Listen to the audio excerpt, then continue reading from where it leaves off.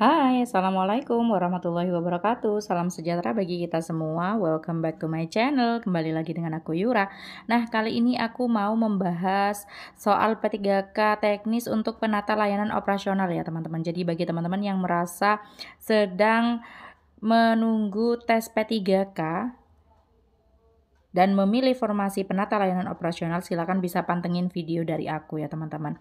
Nah, bagi teman-teman yang sudah subscribe channel ini, aku mau mengucapkan terima kasih dan aku mau mendoakan agar teman-teman dimudahkan nanti ketika tes dan bisa lulus dalam satu kali tes. Amin amin ya robbal alamin. Bagi teman-teman yang belum subscribe, silakan di-subscribe terlebih dahulu agar tidak ketinggalan pembahasan soal yang berkenaan dengan tes P3K. Nah, langsung aja nih kita ke soal yang pertama. Jadi aku bacakan terlebih dahulu soalnya. Ketika Anda berjalan, Anda melihat dua kelompok pemuda. Kelompok yang satu mengolok-olok kelompok lainnya karena berbeda etnis. Apa yang akan Anda lakukan? A. Mengamati tingkah mereka dan bersiap-siap melerai seandainya terjadi bentrokan. B. Menghampiri kelompok yang pertama dan menasehati agar tidak mengolok-olok. C. Berusaha memberitahu kepada kelompok pemuda yang pertama bahwa berbeda etnis itu bukan masalah. D. Menghampiri kedua kelompok dan mengatakan untuk apa saling mengolok, lebih baik berkenalan. E. Menghampiri kedua kelompok dan mengedukasi mereka tentang perbedaan. Nah, silakan teman-teman mencari jawaban yang terbaik dari yang baik ya teman-teman. Karena terkadang di dalam sebuah soal ada banyak opsi yang benar, namun kita memilih yang terbaik seperti itu. Nah, di sini kan sudah terjadi ya teman-teman. Jadi sudah mengolok-ngolok seperti itu. Berarti kan ini sudah mengarah ke tindakan yang tidak benar. Seharusnya kita turun tangan seperti itu. Kalau opsi yang A ini hanya mengamati tingkah mereka saja, kurang tepat ya teman-teman. Walaupun belum terjadi bentrokan, namun kita lebih baik mencegah seperti itu. Opsi yang B, menghampiri kelompok yang satu dan menasehati agar tidak mengolok-olok. Nah, di sini kita hanya menghampiri kelompok yang satu, teman-teman. Namun dibandingkan opsi yang A, lebih baik opsi yang B ya, teman-teman. Namun di sini karena antara dua kelompok, sebaiknya kita itu menyatukan dua kelompok seperti itu, karena disebutkan ada dua di situ, teman-teman. Opsi yang C sama, di situ berusaha memberitahu kepada kelompok pemuda yang pertama bahwa berbeda etnis bukanlah masalah. Nah, kalau kita memang mau memberikan pemahaman, sebaiknya kita libatkan dua kelompok ya teman-teman, seperti itu. Opsi yang D, menghampiri kedua kelompok dan mengatakan untuk apa saling mengolok, lebih baik berkenalan. Nah, di sini lebih baik daripada opsi yang lainnya ya teman-teman, karena di sini menghampiri kedua kelompok seperti itu. Daripada saling mengolok, lebih baik berkenalan. Nah, berkenalan di sini kan salah satu bentuk positif ya teman-teman, seperti itu. Salah satu bentuk silaturahmi juga. Namun kita bandingkan dengan opsi yang E, lebih baik opsi yang E teman-teman, karena ini sikap yang proaktif dalam menangani diskriminasi dan konflik sosial. Jadi dengan cara mendidik serta membangun pemahaman yang lebih baik tentang keberagaman. Ada kata mengedukasi. Baik sekali ya teman-teman ketika dibandingkan dengan berkenalan saja. Jadi jawabannya adalah opsi yang C. Opsi yang E. Nah, kita lanjut ke soal yang kedua. Anda ditugaskan oleh atasan Anda bekerja untuk beberapa minggu di luar daerah. Ternyata daerah tersebut mayoritas wanitanya berhijab, sedangkan Anda belum berhijab. Bagaimana menyikapi hal tersebut? A. Tetap pada pendirian dan berpenampilan seperti biasa. B. Ikut memakai hijab dan melakukannya secara berkesinambungan. C. Ikut memakai hijab sebagai wujud penghargaan terhadap budaya daerah tersebut. D. Ikut memakai hijab walaupun Anda merasa risih untuk menghargai budaya daerah tersebut. E. Anda merasa belum pantas untuk berhijab, lebih baik hijab hati terlebih dahulu.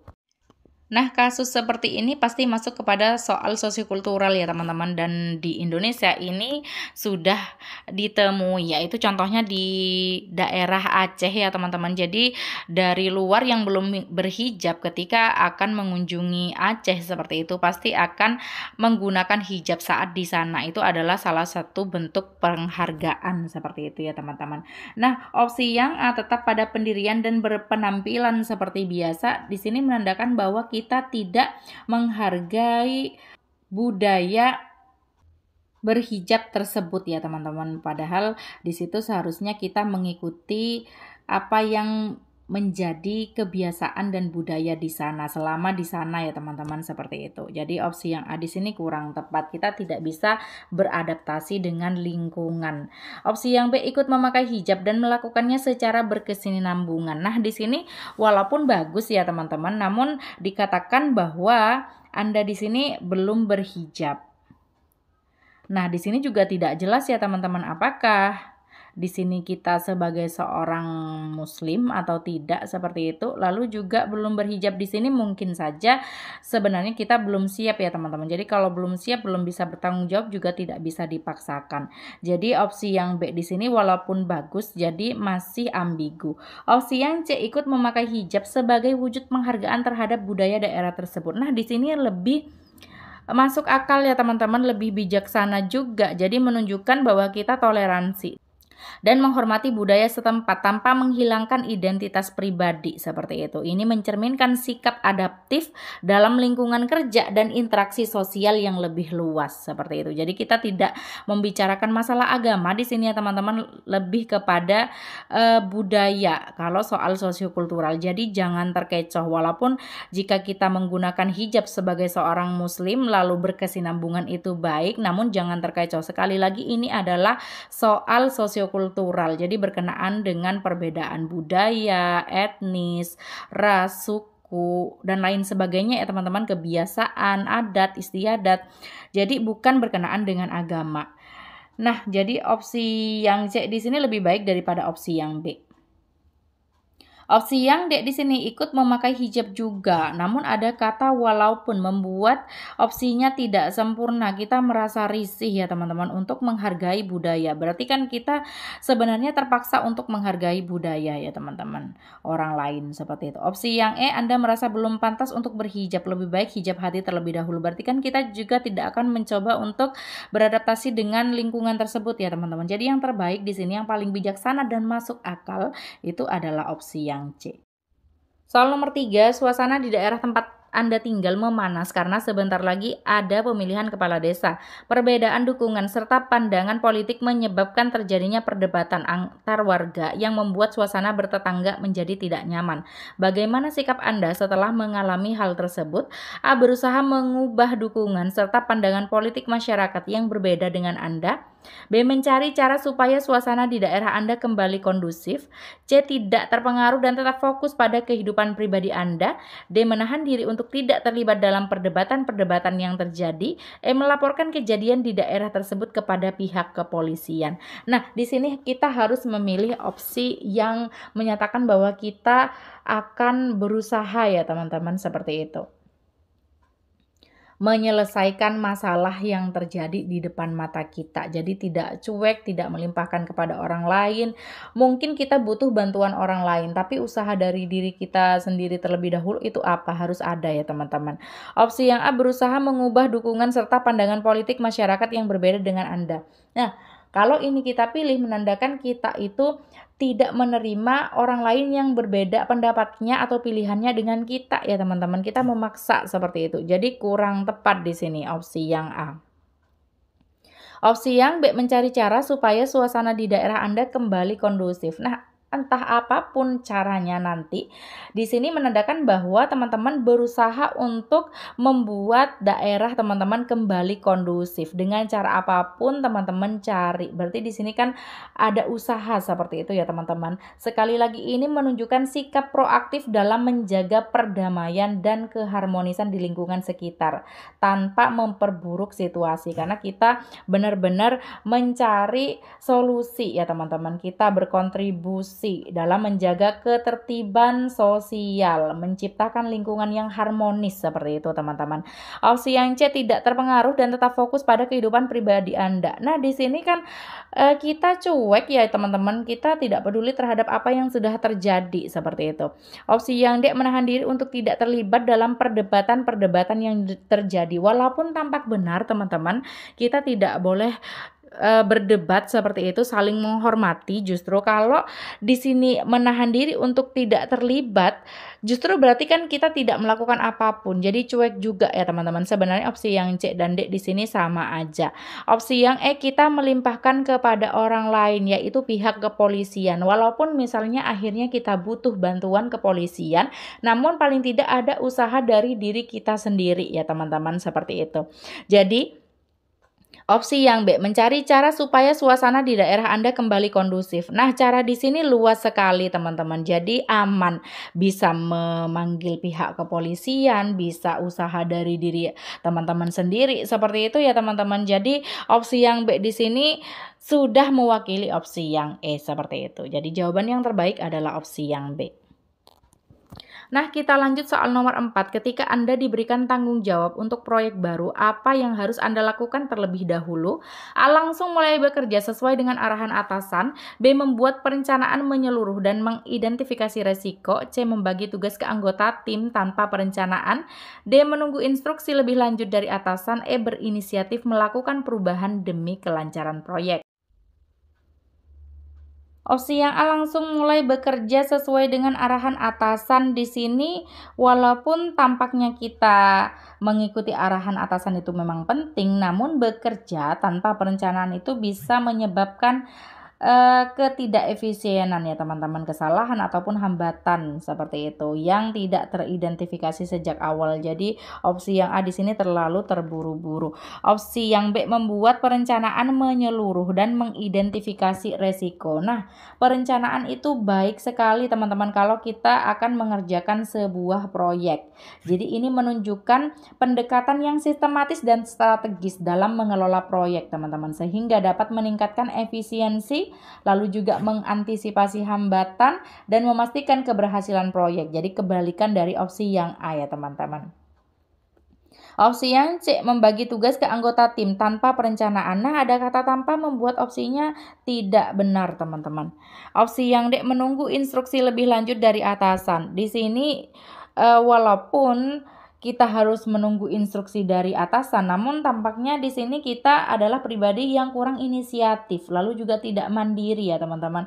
Kalau kita sebagai tenaga profesional, kita harus bertanggung jawab terhadap proyek, harus mampu mengambil langkah awal tanpa harus selalu menunggu arahan dari atasan seperti itu. Opsi yang E, berinisiatif melakukan perubahan demi kelancaran proyek. Nah, paling tidak di sini Anda kreatif ya teman-teman, lalu juga punya inisiatif. Namun di sini sebaiknya dilakukan setelah analisis yang matang. Jika langsung mengubah sesuatu tanpa memahami seluruh aspek proyek, jadi bisa jadi perubahan itu justru tidak diperlukan atau menimbulkan dampak negatif. Jadi yang terbaik adalah opsi yang B. Soal nomor 5, bagaimana cara yang paling efektif untuk memimpin tim proyek agar tetap termotivasi dalam mencapai tujuan bersama? A, memberikan target yang sulit agar tim merasa tertantang. B, melibatkan semua anggota tim dalam proses pengambilan keputusan. C, memberikan sanksi tegas jika ada anggota tim yang tidak bekerja dengan baik.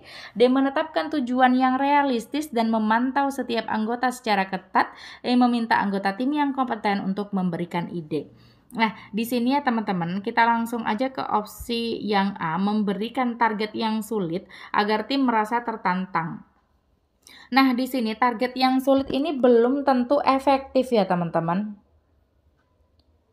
Jadi kalau terlalu sulit juga bisa membuat tim merasa terbebani, tertekan, justru akan menurunkan motivasi seperti itu. Opsi yang B, melibatkan semua anggota tim dalam proses pengambilan keputusan. Nah, di sini bagus ya teman-teman. Karena memang ketika kita akan mengambil keputusan, lebih baik itu meminta semua pendapat dari anggota seperti itu. Nanti diambillah pendapat yang terbaik sesuai musyawarah mufakat seperti itu. Opsi yang C, memberikan sanksi tegas jika ada anggota tim yang tidak bekerja dengan baik. Nah, sanksi tegas ini sama dengan target yang sulit, belum tentu efektif juga ya teman-teman. Jadi, yang efektif itu lebih fokus pada pemberian motivasi dan solusi, bukan hukuman ya teman-teman. Jadi, hukuman itu dapat menciptakan lingkungan kerja yang negatif justru.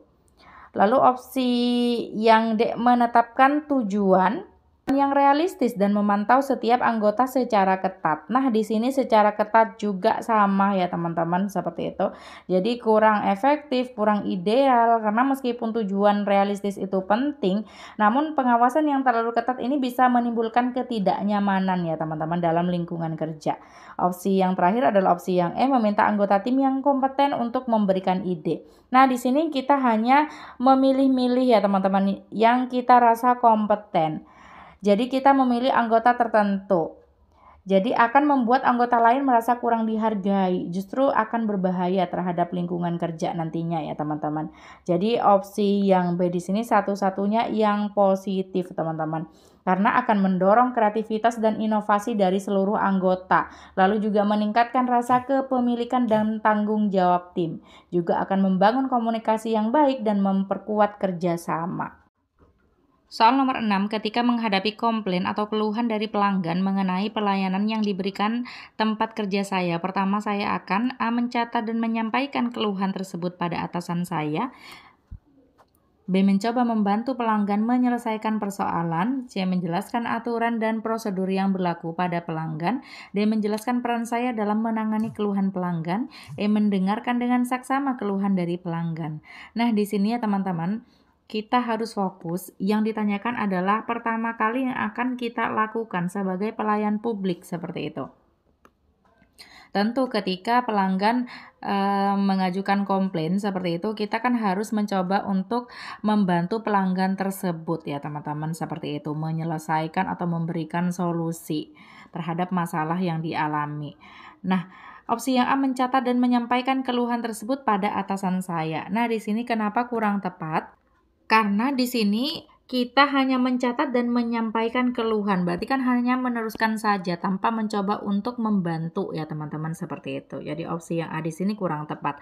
Opsi yang B, mencoba membantu pelanggan menyelesaikan persoalan. Nah, ini memang tugas dari pelayan publik, seperti itu. Kalau ada pelanggan yang mengeluh, kita harus mencarikan solusi, seperti itu. Namun apakah ini adalah hal yang pertama akan dilakukan? Opsi yang C, menjelaskan aturan dan prosedur yang berlaku pada pelanggan. Nah, di sini juga kurang tepat, teman-teman. Jadi yang terpenting adalah kita dengarkan terlebih dahulu keluhannya dengan baik ya teman-teman, lalu memberikan solusi seperti itu. Belum tentu dengan menjelaskan aturan, prosedur itu bisa membantu pelanggan ya teman-teman. Justru prosedur dan aturan seringkali memerlukan penyesuaian berdasarkan konteks. Jadi yang hanya bisa dipahami setelah mendengarkan terlebih dahulu. Seperti itu teman-teman. Apalagi yang ditanyakan adalah pertama yang akan dilakukan, seperti itu. Opsi yang D, menjelaskan peran saya dalam menangani keluhan pelanggan. Nah, di sini juga belum tentu perlu ya, teman-teman.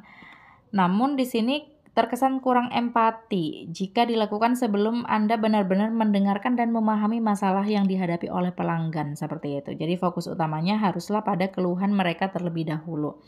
Nah, opsi yang E, mendengarkan dengan saksama keluhan dari pelanggan. Nah, ini bagus teman-teman untuk dijadikan langkah pertama ketika ada pelanggan yang komplain. Jadi tidak langsung mencoba membantu pelanggan menyelesaikan masalah. Kita dengarkan terlebih dahulu. Ini adalah salah satu bentuk usaha untuk memahami apa sih sebenarnya masalahnya. Seperti itu ya teman-teman. Jadi kita harus mendengarkan dan memahami keluhan dengan baik, baru kita bisa memberikan bantuan yang tepat dan juga efektif. Jadi di sini opsi yang E poinnya adalah 5 teman-teman, sedangkan opsi yang B poinnya adalah 4. Jawaban yang terbaik di sini adalah opsi yang E. Karena sekali lagi yang diminta, yang ditanyakan adalah pertama yang akan dilakukan. Jadi harus fokus ya teman-teman. Soal nomor 7, seorang penata layanan operasional diharapkan dapat mengelola administrasi dan operasional dengan efisien. Salah satu prinsip utama dalam pengelolaan administrasi yang baik adalah A, mengutamakan dokumen cetak daripada dokumen digital. B, menunda pekerjaan hingga batas akhir waktu yang ditentukan. C, menggunakan sistem pencatatan yang sistematis dan mudah diakses. D, menghindari koordinasi dengan rekan kerja untuk mengurangi konflik. E, menghapus dokumen setelah selesai digunakan tanpa arsip cadangan. dalam mengelola administrasi. Langsung aja kita memakai metode eliminasi yang pasti tidak mungkin, teman-teman. Di sini ada kata tanpa ya, teman-teman. Kebanyakan opsi yang menggunakan kata tanpa itu membuat opsinya jadi celah. Jadi salah ya, teman-teman. Justru tidak sempurna. Jadi kita eliminasi terlebih dahulu. Menghindari koordinasi. Nah, padahal koordinasi ini bagus. Kenapa harus dihindari ya, teman-teman? Harus saling kerjasama seharusnya. Lalu juga di sini kita menunda pekerjaan. Nah, menunda-nunda pekerjaan itu tidak baik ya, teman-teman. Jadi opsi yang B di sini juga pasti salah. Nah, tinggal opsi yang A dan C. Mana sih yang lebih baik? Nah, opsi yang A mengutamakan dokumen cetak daripada dokumen digital. Nah, kenapa harus seperti itu? Padahal di sini ya, teman-teman, sekarang di sini kan sudah era modern, lalu juga paperless era ya, teman-teman. Dalam administrasi justru digitalisasi itu penting ya, teman-teman. Jadi dokumen digital lebih mudah dikelola dan juga diakses. Justru kita harus mengutamakan dokumen digital. Jadi opsi yang A ini juga tidak mungkin. Opsi yang satu-satunya baik dan positif itu adalah opsi yang C, teman-teman. Nah, apa alasannya? Karena dengan memastikan sistem pencatatan yang terorganisir, sistematis, dan juga mudah diakses, baik dalam bentuk digital maupun fisik, walaupun kita sudah masuk ke paperless era ya, teman-teman, semuanya sudah serba digital seperti itu, namun pasti juga ada yang masih dalam bentuk fisik seperti itu ya, teman-teman. Dan ini akan mempermudah pengelolaan informasi, lalu juga memastikan efisiensi dalam pekerjaan dan menghindari kesalahan atau kehilangan data ya, teman-teman. Jadi opsi yang C adalah opsi yang sempurna. Soal nomor 8, seorang penata layanan operasional bertanggung jawab dalam mengelola data dan informasi penting. Apa langkah terbaik untuk menjaga keamanan data dalam sistem administrasi? A. Menggunakan kata sandi yang sama untuk semua akun agar mudah diingat. B. Menyimpan dokumen penting di komputer tanpa cadangan di cloud atau hard drive eksternal. C. Menggunakan sistem enkripsi untuk melindungi data sensitif. D. Membagikan akses ke semua rekan kerja agar mudah diakses kapan saja. E. Menghindari pembaruan sistem keamanan karena dapat memperlambat kinerja komputer. Nah, masih tugas dalam lingkup administrasi ya, teman-teman. Jadi untuk keamanan data seperti itu, ketika kita menggunakan kata sandi yang sama, justru ini akan meningkatkan resiko keamanan ya, teman-teman, seperti itu. Karena jika satu akun terkompromi, maka akun lainnya akan terancam seperti itu. Jadi justru tidak benar, justru bahaya ya, teman-teman. Lalu juga opsi yang B, menyimpan dokumen penting tanpa cadangan. Nah, ada kata tanpa, teman-teman. Menjadi tidak sempurna opsinya, seharusnya kita mencadangkan di cloud seperti itu ya, teman-teman. Lalu opsi yang C di situ menggunakan sistem enkripsi untuk melindungi data sensitif. Nah, di sini bagus untuk menjaga keamanan data. Jadi metode yang sangat efektif karena mengubah data menjadi format yang hanya bisa dibaca oleh pihak yang memiliki kunci enkripsi yang tepat seperti itu.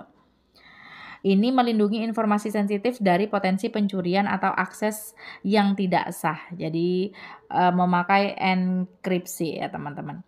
Lalu juga opsi yang D, membagikan akses ke semua rekan kerja agar mudah diakses kapan saja. Justru berbahaya ya, teman-teman, kalau kita membagikan ke semua rekan kerja seperti itu, jadi pasti salah.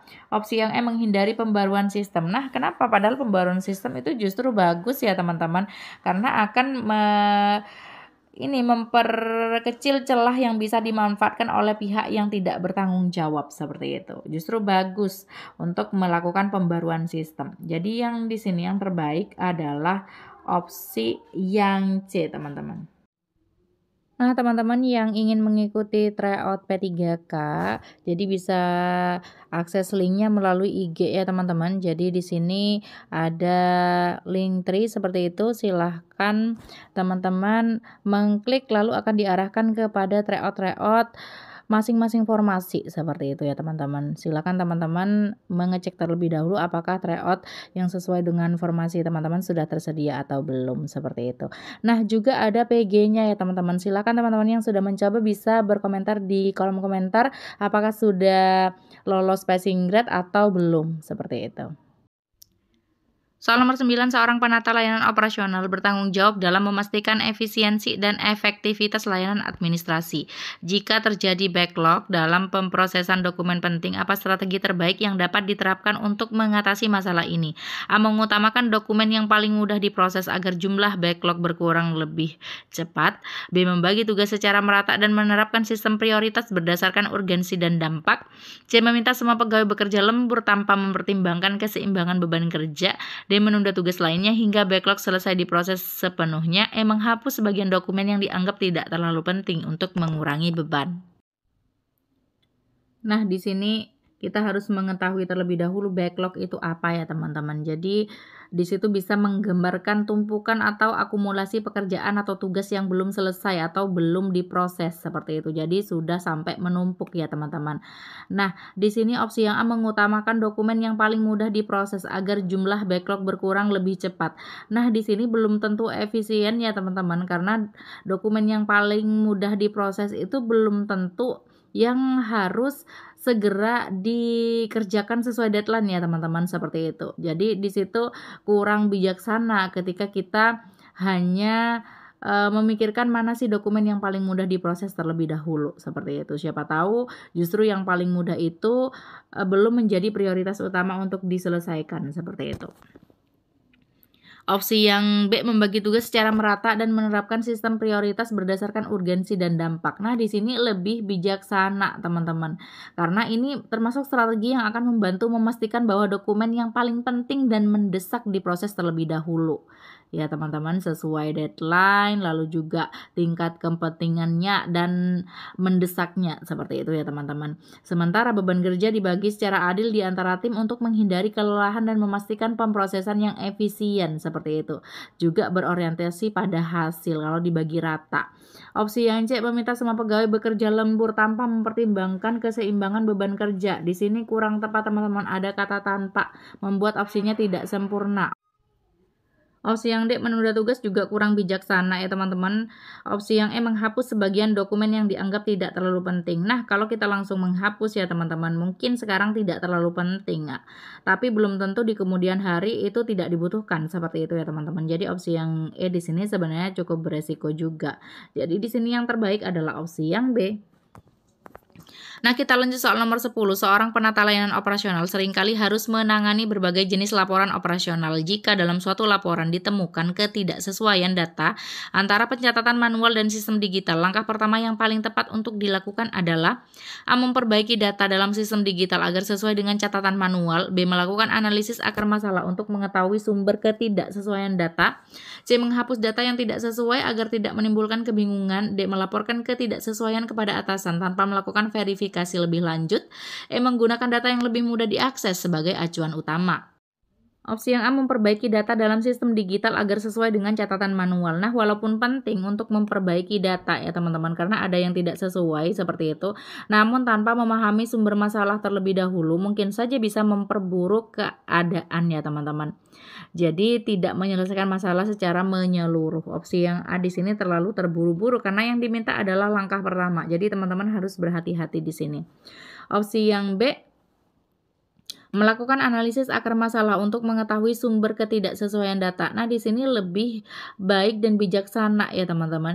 Jadi dengan menganalisis akar masalah terlebih dahulu, Anda akan mengetahui apakah kesalahan yang terjadi itu pada pencatatan manual, input data dalam sistem digital, atau proses lain yang mempengaruhi data. Jadi sehingga nanti akan mengambil langkah lebih tepat untuk memperbaiki.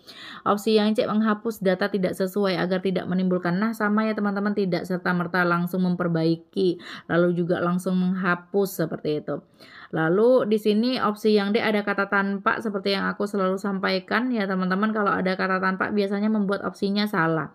Opsi yang E, menggunakan data yang lebih mudah diakses sebagai acuan utama. Namun di sini kan juga tanpa verifikasi bisa saja menyebabkan pengambilan keputusan berdasarkan data yang salah atau tidak lengkap ya teman-teman, seperti itu.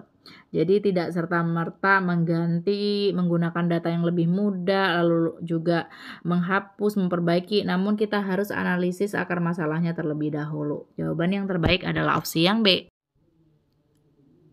Soal nomor 11, dalam menghadapi perubahan sistem administrasi ke sistem berbasis digital, seorang penata layanan operasional mengalami kesulitan dalam beradaptasi dengan teknologi baru.